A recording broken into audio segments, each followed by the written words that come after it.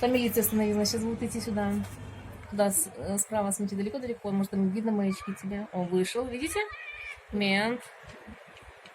Шкура. Еле выхаживает. Вдвоем идут? Конечно, вторая дверца открылась. Сейчас увидишь, Глеб, там, по-моему, за деревом, может, не видно. Комарик. Ну, когда буду сейчас помнить. Короче, ничего не понятно, но очень интересно. Да.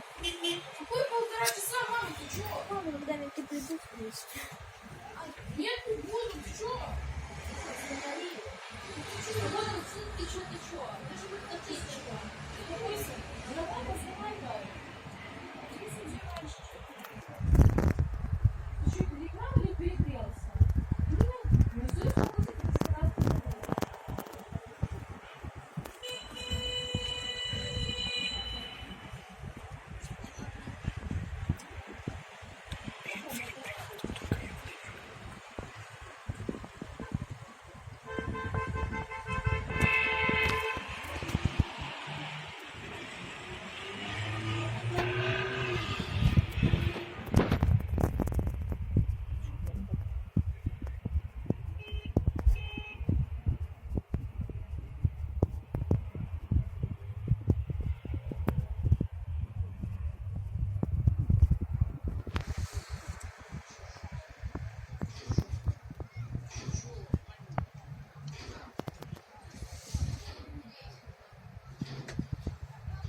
Ну, эти подошли, которые стояли.